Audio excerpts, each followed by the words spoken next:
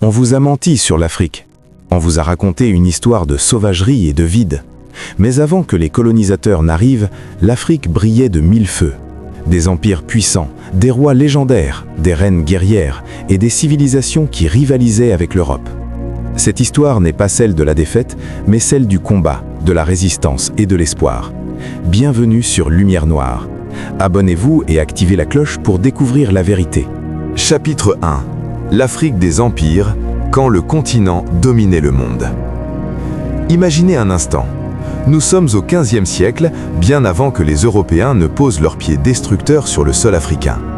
L'Afrique n'est pas ce continent sauvage et primitif que l'on vous a décrit dans vos livres d'histoire. Non, l'Afrique est un géant endormi, un titan de civilisation, de commerce, de savoir et de puissance militaire. Pendant que l'Europe sortait à peine du Moyen-Âge, l'Afrique rayonnait déjà. Commençons par l'Ouest africain. Là-bas se dresse l'Empire Ashanti, un royaume tellement puissant qu'il peut mobiliser des dizaines de milliers de guerriers en quelques semaines. Les Ashanti ne sont pas de simples villages isolés. Ils contrôlent les routes commerciales les plus riches de la région. L'or coule à flot dans leurs coffres. Leurs artisans créent des bijoux d'une finesse inégalée. Leurs forgerons maîtrisent le bronze et le fer avec une expertise que même les Européens leur envient.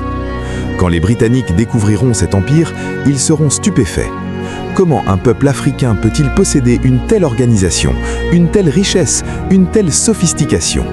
Cela ne correspond pas à l'image qu'ils ont construite de l'Afrique. Mais les Ashanti ne sont pas seuls. Descendons vers le sud.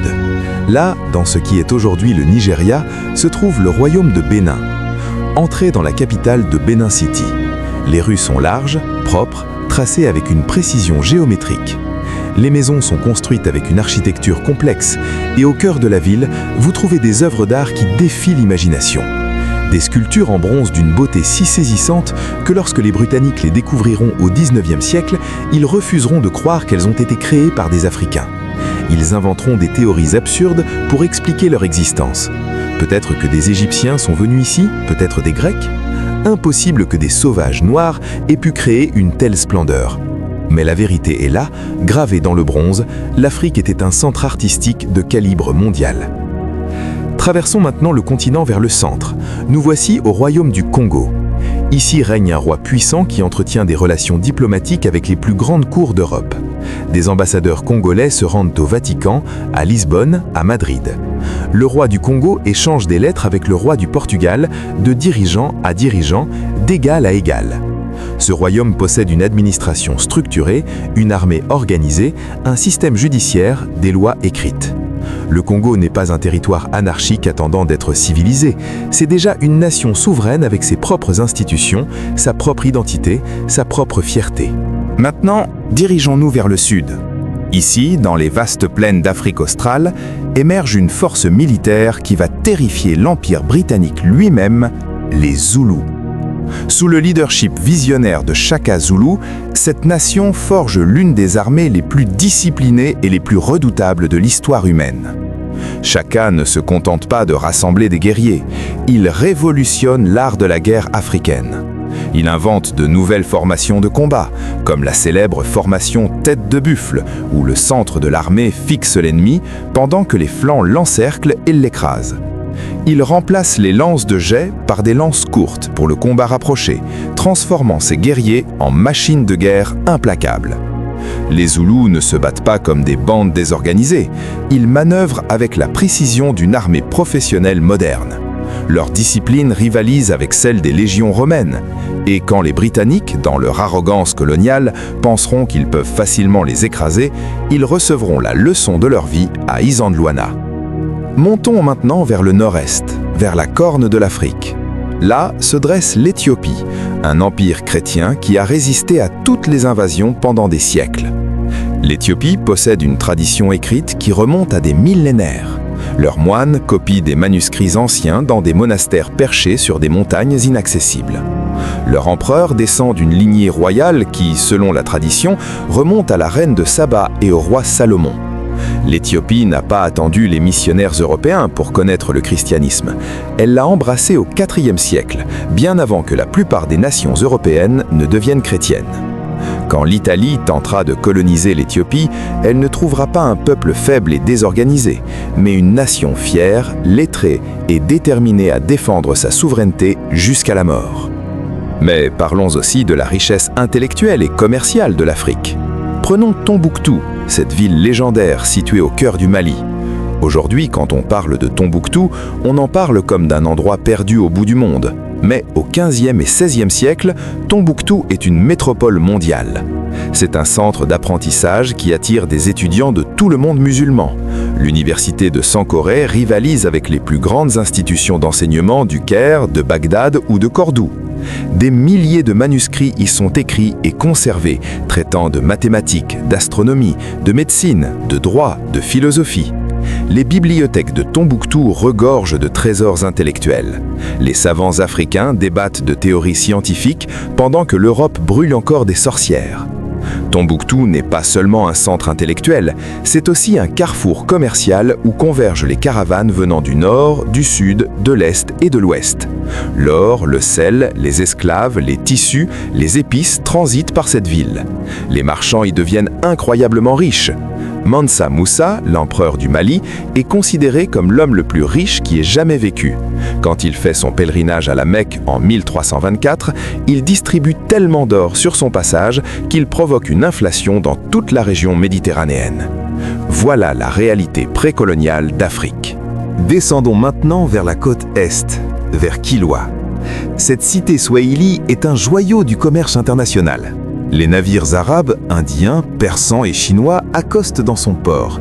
Oui, vous avez bien entendu, des navires chinois. Bien avant que Vasco de Gama ne découvre la route maritime vers les Indes, les Africains de la côte Est échangeaient déjà avec l'Asie. Kilwa est construite en pierre de corail. Ses palais sont majestueux, ses mosquées sont magnifiques. La ville contrôle le commerce de l'or venant du Zimbabwe. Les sultans de Kilwa frappent leur propre monnaie. Ils envoient des émissaires dans des cours lointaines.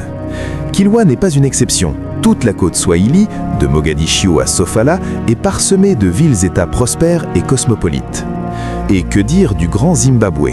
Ces ruines massives en pierre, situées dans le Zimbabwe actuel, témoignent d'une civilisation avancée qui a dominé la région entre le XIe et le XVe siècle. Les murs du Grand Zimbabwe, construits sans mortier, s'élèvent à plus de 11 mètres de hauteur. La ville abritait jusqu'à 18 000 habitants. C'était le centre d'un vaste empire commercial qui contrôlait les mines d'or et échangeait avec des marchands venus de la côte. Quand les colons européens découvriront ces ruines, ils refuseront de croire qu'elles ont été construites par des Africains noirs. Ils inventeront des mythèses ridicules sur des Phéniciens ou des Arabes ayant construit ces structures. Mais l'archéologie a tranché. Le Grand Zimbabwe est une création purement africaine, un témoignage de l'ingénierie et de l'organisation sociale africaine. Voilà l'Afrique avant la colonisation. Un continent de diversité incroyable où des milliers de groupes ethniques coexistent, chacun avec sa langue, ses traditions, son histoire. Un continent connecté au reste du monde par des réseaux commerciaux qui s'étendent de l'Atlantique à l'océan Indien, du Sahara aux forêts équatoriales. Un continent où l'art, la science, la philosophie, la politique et la guerre atteignent des sommets remarquables. L'Afrique n'attendait pas d'être découverte ou civilisée. Elle était déjà civilisée, déjà connectée, déjà puissante. Alors pourquoi vous a-t-on caché cette vérité ?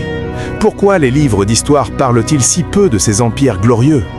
Parce que reconnaître la grandeur de l'Afrique précoloniale, c'est détruire le mythe qui a justifié la colonisation. Si l'Afrique était déjà civilisée, comment justifier sa conquête au nom de la mission civilisatrice ? Si les Africains avaient déjà des royaumes puissants, comment les traiter comme des enfants ayant besoin de tutelle européenne ? Le mensonge historique n'est pas un accident. C'est une arme idéologique qui a permis de voler un continent en se donnant bonne conscience. Mais l'histoire vraie est en train de ressurgir. Les Africains et les chercheurs honnêtes du monde entier redécouvrent et célèbrent ce passé glorieux. Et c'est cette vérité qui doit être transmise aux générations futures. L'Afrique n'est pas un continent qui a attendu l'Europe pour exister. Elle a été, pendant des millénaires, un acteur majeur de l'histoire humaine. Si cette vérité vous touche, si vous voulez découvrir la suite de cette histoire incroyable, abonnez-vous à Lumière Noire et laissez un like. Partagez cette vidéo pour que la vérité sur l'Afrique atteigne le plus grand nombre. Ensemble, réécrivons l'histoire. Chapitre 2. La tempête arrive. technologie, mensonges et la conquête brutale. Alors, que s'est-il passé ? Comment ce continent puissant, ces empires glorieux, ces royaumes sophistiqués ont-ils pu tomber sous la domination européenne ? La réponse n'est pas simple. Ce n'est pas une histoire de supériorité européenne comme on voudrait vous le faire croire. C'est l'histoire d'une combinaison mortelle. La technologie, la manipulation, la division et une brutalité sans précédent. C'est l'histoire de la façon dont l'Europe a transformé sa révolution industrielle en une arme de destruction massive contre l'Afrique. Retournons en Europe, au XVIIIe et XIXe siècle. L'Europe traverse sa révolution industrielle. Les usines surgissent partout, la vapeur remplace les chevaux, les machines révolutionnent la production. Et avec cette transformation économique vient une transformation militaire. Les Européens ne se contentent plus des vieux mousquets qui mettent une minute à recharger. Ils développent des fusils à répétition, des canons capables de détruire des forteresses entières, et surtout la mitrailleuse Maxim, la première arme automatique de l'histoire. Imaginez, un seul homme avec une mitrailleuse Maxim peut tirer 600 coups par minute. Face à cela, même les guerriers les plus braves, les plus disciplinés, armés de lances, d'épées ou même de vieux fusils, n'ont aucune chance. La guerre devient une boucherie asymétrique. Prenons un exemple concret.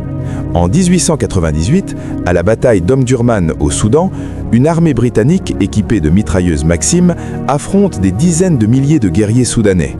Les Soudanais sont courageux, ils chargent avec une bravoure inimaginable, mais les mitrailleuses les fauchent par vagues entières.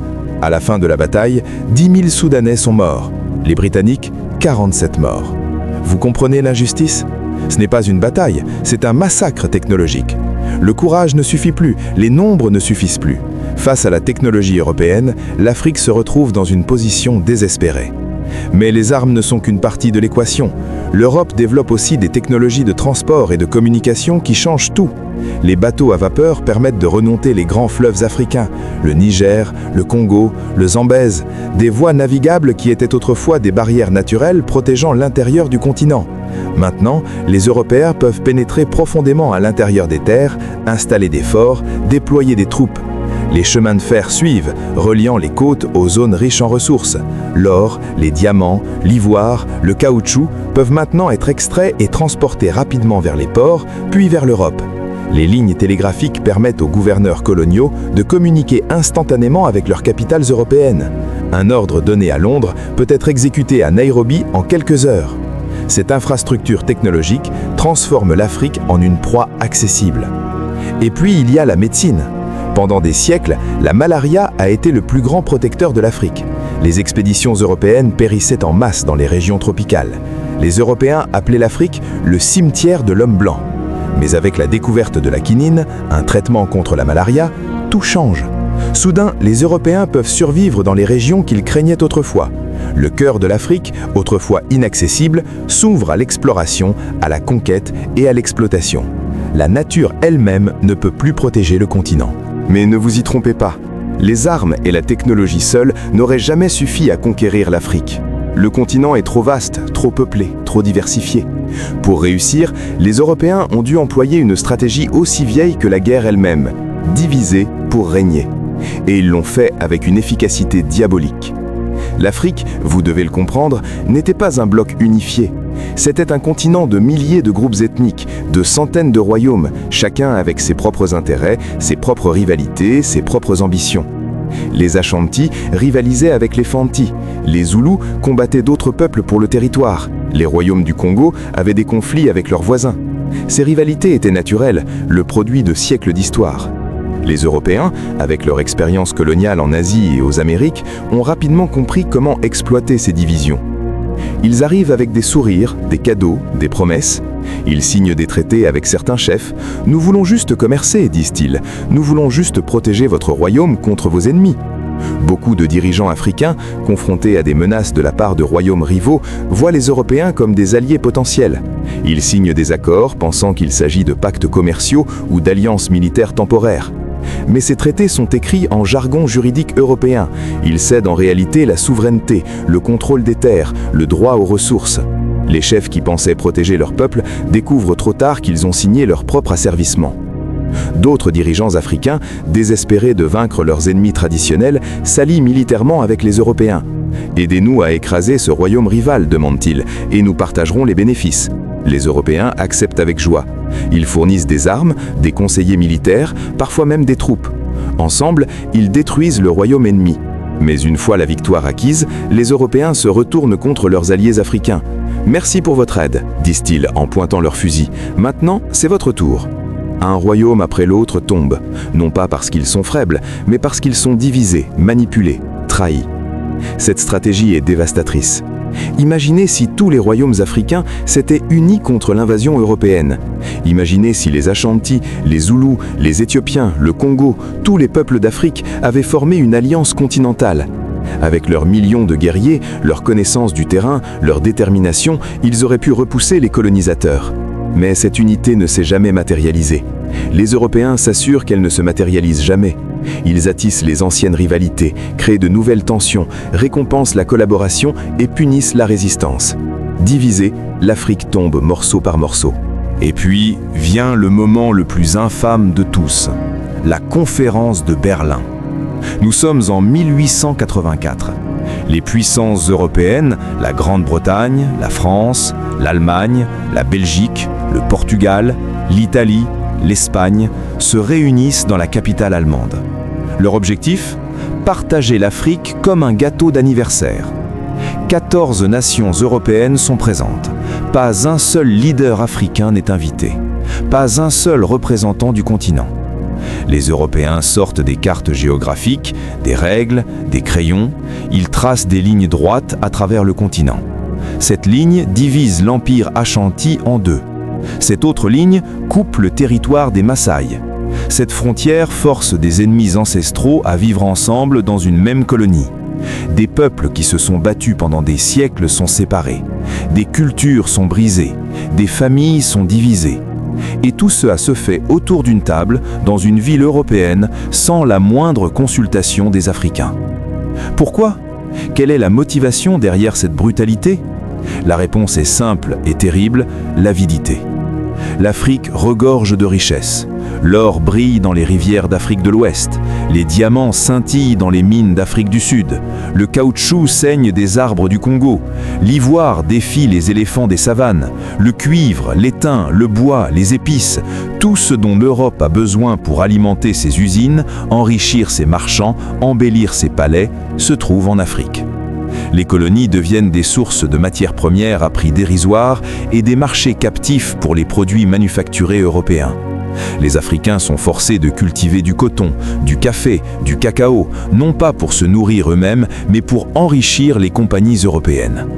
La conférence de Berlin n'a rien à voir avec le progrès africain, c'est un vol organisé à l'échelle continentale. Mais dire que l'Afrique a été facilement colonisée serait une insulte à la mémoire des millions d'Africains qui se sont battus, qui ont résisté, qui ont donné leur vie pour défendre leur liberté. Partout sur le continent, la résistance s'enflamme. Les Africains ne se soumettent pas docilement. Ils se battent avec tout ce qu'ils ont. Dans le sud, les Zoulous deviennent des légendes. En 1879, à Isandlwana, ils affrontent l'armée britannique, l'armée la plus puissante du monde à l'époque. Les Britanniques, confiants dans leur supériorité technologique, sous-estiment gravement leurs adversaires. Les Zoulous, dirigés par des généraux brillants, utilisent leur formation en tête de buffle pour encercler et écraser les Britanniques. Plus de 1300 soldats britanniques sont tués. C'est l'une des plus grandes défaites militaires de l'Empire britannique. Le monde entier est choqué. Comment des sauvages armés de lances ont-ils pu vaincre l'armée britannique moderne ? Bien sûr, les Britanniques reviendront avec des renforts massifs et finiront par soumettre le royaume zoulou, mais la leçon est claire, l'Afrique ne se rendra pas sans combattre. En Afrique de l'Ouest, les Ashanti mènent 5 guerres successives contre les Britanniques. 5 guerres. Chaque fois, ils défendent leurs terres avec une discipline militaire, un courage et une résilience extraordinaires. Ils forcent les Britanniques à engager des campagnes longues et coûteuses. Les Ashanti montrent que même face à une puissance coloniale déterminée, la résistance africaine peut durer des décennies. En Guinée, un leader exceptionnel émerge, Samori Touré. Il construit un empire et combat les Français pendant 17 ans, de 1882 à 1898. Samori ne se bat pas avec des tactiques dépassées. Il comprend la guerre moderne. Il importe des fusils européens, il utilise des tactiques de guérilla, frappant vite puis se retirant, évitant les batailles rangées où la supériorité technologique française serait décisive. Il déplace sa capitale plusieurs fois pour échapper à l'ennemi. Il devient un cauchemar pour les forces coloniales françaises. Même lorsqu'il est finalement capturé, son nom résonne comme celui d'un héros de la résistance africaine. Et puis, il y a l'Éthiopie. L'empereur Ménélik II refuse catégoriquement de se soumettre. En 1896, à la bataille d'Adwa, les Éthiopiens affrontent l'armée italienne. Les Italiens, pleins d'arrogance coloniale, pensent qu'une victoire rapide est garantie. Mais Ménélik a préparé son pays. Il a importé des armes modernes. Il a unifié les différentes régions éthiopiennes contre la menace commune. Et lorsque la bataille commence, les Éthiopiens écrasent littéralement les Italiens. Plus de 6000 soldats italiens sont tués. Des milliers d'autres sont capturés. C'est une victoire africaine totale et indiscutable. L'Éthiopie préserve son indépendance et devient un symbole d'espoir pour tous les peuples colonisés du monde. Des générations de panafricanistes, de Marcus Garvey à Kwame Nkrumah, s'inspireront de cette victoire. La colonisation de l'Afrique n'a pas été facile. Elle a été sanglante, coûteuse, désespérément violente. Chaque pouce de terre a été défendu, chaque village a résisté. Les Européens ont dû déployer des armées entières, dépenser des fortunes, perdre des milliers de soldats pour soumettre le continent. Et même après la conquête militaire, la résistance continue. Des révoltes éclatent, des leaders émergent. Le feu de la liberté ne s'éteint jamais complètement. Mais pour justifier cette brutalité, pour apaiser les consciences en Europe, les colonisateurs ont besoin d'une histoire. Ils ont besoin d'un mensonge assez grand pour couvrir les montagnes de cadavres, les villages brûlés, les familles détruites. Et ce mensonge prend la forme d'une mission civilisatrice. Les Européens se présentent comme des sauveurs, apportant la lumière de la civilisation aux ténèbres africaines. Ils prétendent apporter le christianisme, l'éducation, la modernité aux sauvages. C'est une propagande monstrueuse, conçue pour masquer le vol et le génocide. Des théories pseudo-scientifiques, comme le darwinisme social, émergent, prétendant que les Européens sont naturellement supérieurs aux Africains. Des crânes sont mesurés, des théories racistes affirment que les Africains sont intellectuellement inférieurs, qu'ils ont besoin de la tutelle européenne. Tout cela pour justifier l'injustifiable. C'est plus facile de voler un continent quand on se convainc qu'on rend service. Cette idéologie imprègne tout. Les écoles missionnaires enseignent l'histoire européenne aux enfants africains tout en effaçant leur propre histoire. On leur apprend à avoir honte de leurs ancêtres, à admirer les conquérants. Les affiches de propagande en Europe montrent des colons blancs paternalistes, éduquant des Africains reconnaissants. Mais derrière ces images se cache le fouet, le fusil, le travail forcé, l'esclavage sous un autre nom. La colonisation n'a jamais été une mission civilisatrice, c'était un vol brutal, justifié par le racisme et l'avidité. Et les cicatrices de cette époque marquent encore l'Afrique aujourd'hui. Mais l'histoire de la résistance africaine, le courage de ces guerriers, de ces rois, de ces peuples qui ont refusé de se soumettre, cette histoire doit être racontée, elle doit être célébrée. Car elle prouve qu'aucun empire, aussi puissant soit-il, ne peut écraser l'esprit humain. Si cette histoire vous touche, si vous voulez que cette vérité soit entendue, abonnez-vous à Lumière Noire et laissez un like. Partagez cette vidéo partout. L'Afrique mérite que son histoire vraie soit racontée. Ensemble, continuons à faire briller la lumière sur notre passé glorieux et notre résistance héroïque.